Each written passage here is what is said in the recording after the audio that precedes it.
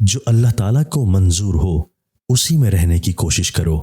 اللہ نے جو بندے کے مقدر میں لکھ دیا ہے وہ تجھے ملے گا، اس لیے صبر کر۔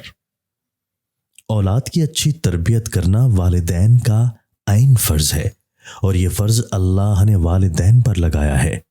بچہ سب سے زیادہ اپنی ماں سے انس رکھتا ہے اور اسی کی عادات و اطوار کو اختیار کرنے کی کوشش کرتا ہے۔ اس لیے ماں کو چاہیے کہ وہ اپنے بچے کے لیے بہترین نمونہ بنے۔ ظاہر بین کے خول سے باہر نکلو، حقیقت خود بخود سامنے عیاں ہو جائے گی۔ جو دلوں کو فتح کرنے کا ہنر جانتا ہے، کامیابی اس کے مقدر میں ہوتی ہے۔ جذبے ماند پڑ جائیں تو ارادے کمزور ہو جاتے ہیں، جب ارادے کمزور ہو جائیں تو کام کرنے کی امنگ اور مقصد مر جاتا ہے۔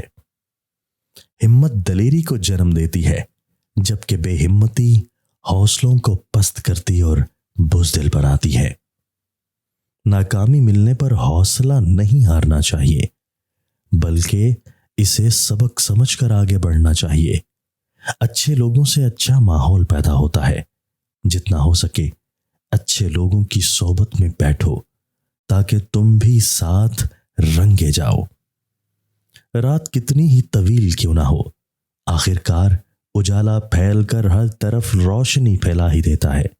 اسلام روشنی اور کفر اندھیرا ہے۔ 4 چیزیں دل کو بہت لبھاتی ہیں: نماز، روزہ، تسبیح اور استغنا۔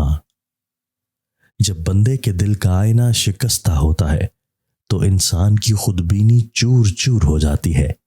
کلام الہی ایسا ہے جیسے پھول کی پتیوں میں پھول کی خوشبو۔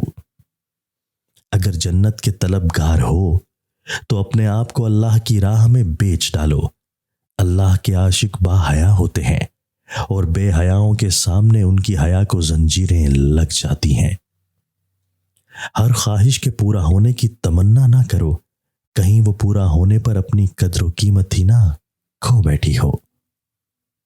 صحت کے بعد جو مریض طبیب حقیقی کے احسان کی پرواہ اور وقت نہیں کرتا، وہی رذیل اور ناشکر انسان ہوتا ہے۔ سر کے بال گر گئے ہیں تو سنبل کے درخت کا پتا سر پر باندھ کر سویا کرو، بال آنا شروع ہو جائیں گے۔ جس نے بے بس لوگوں پر ظلم کیا وہ ہمیشہ بے بس ہی رہے گا۔ جہالت کی نشانی یہ ہے کہ بے موقع غصہ کرے اور نااہل کو رازدار رکھ لے۔